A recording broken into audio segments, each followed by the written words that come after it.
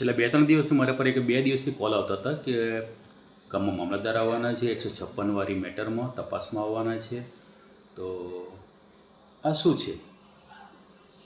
એટલે મેં વિચારવા પડ્યો કે ભાઈ 156 વાળી મેટરનો અરજદાર હું પોતે છું ને 156ની કોઈ બાબતમાં જો તપાસ આવવાની હોય તો અરજદારને સાથે રાખવાનો હોય.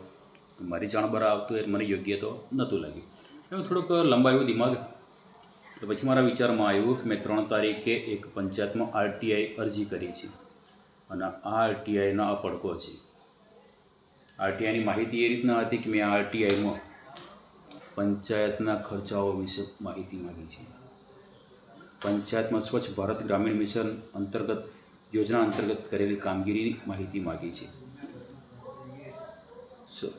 મેં મારા સરદાર નવીનગરીવાળા પ્લોટ પર આવાસનો લાભ લેવા માટે પંચાયતમાં મેં ચતુર્સીમાનો દાખલો અને બાંધકામની પરમિશન માગી હતી. ત્યારે તલાટીએ ગામ લોકોના અત્યારના મોટા મોટા આગેવાનો જે કામમાં ફરી રહ્યા છે એમના કહેવાથી એક રિમાર્ક નાખ્યો હતો કે હરીશભાઈએ સરદાર આવાસના લાભાર્થી હોય આવો રિમાર્ક નાખ્યો હતો. આ રિમાર્ક બાબતે મેં તાલુકામાં જિલ્લામાં રજૂઆત કરી હતી, ત્યાં પણ કંઈ મેર પડ્યો નહીં. આરટીઆઈ કરી હતી ત્યારે ક્લીન ચટ આવ્યું કે મેં કોઈ સરદાર આવાસ કે કોઈ પણ આવાસ યોજનાનો લાભ લીધો નથી.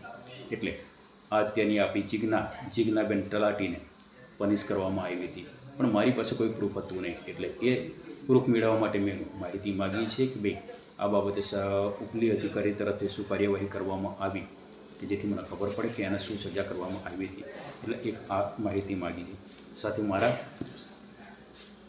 પડોશી રમેશભાઈ ભીખાભાઈએ મારી પર અરજી કરી કે મેં સરકારી જગ્યામાં દબાણ કર્યું છે. તો મેં પંચાયતમાં એ લખાણ મોકલ્યું છે કે મને મારે દબાણ આપવામાં આવે તો વહેલી તકે મારું દબાણ દૂર કરી દો.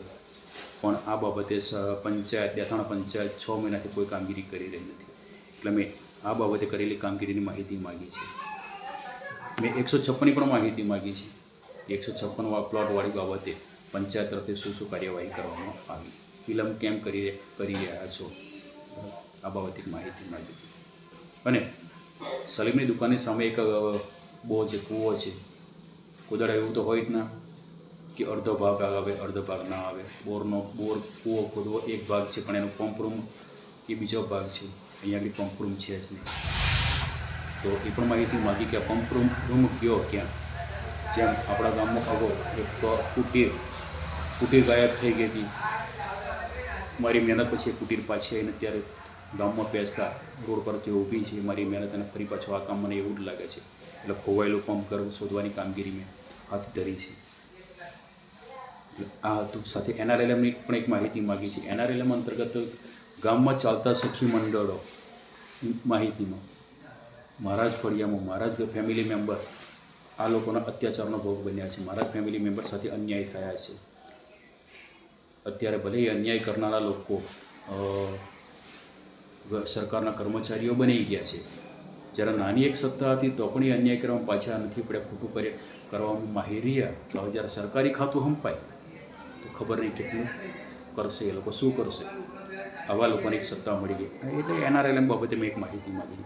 એટલે આ જે માહિતી માગી એનો પડઘો છે. કોઈ મામલતદાર કે અધિકારી આવવાના નથી, પણ લોકોને આ મારી 156 વાળી માહિતી અંગે કોઈ મને માહિતી આપે ને એની પર હું કોઈ કાર્યવાહી કરું ત્યાર પહેલાં આ લોકો ત્યાં કન્સ્ટ્રક્શન કરાવી દેવા માગે છે.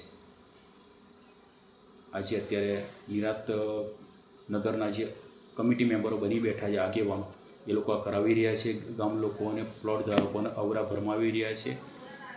હું સાફ કહી દઉં છું કે હું આ કામગીરી બાબતે જ્યાં સુધી કોઈ ફાઇલ ચોખ્ખો નિર્ણય નહીં આવે, અંતિમ નિર્ણય નહીં આવે તે સુધી હું અરજી પર અડગ રહેવાનો છું. જો આ બાબતે હું તમને જણાવી રહ્યો છું ને તેમ છતાં જો તમે કોઈ બાંધકામ કરશો કે કંઈક પગલાં ભરશો, જો તમને કોઈ નુકસાન જાય એનો જવાબદાર હું નહીં. એના માટે જવાબદાર તમે પોતે અને તમે જેનું કહેવાથી આ જે કરી રહ્યા છો, કરવા જઈ રહ્યા છો એ લોકો. એટલે હજી પણ કહું છું કે કોઈ મામલતદાર કોઈ આવવાના નથી. આ લોકો તમને આડા રસ્તે ભરમાવી રહ્યા છે. એમ ભરમાશો નહીં અને જે કંઈ કરો છો લાંબુ વિચારીને કરશો.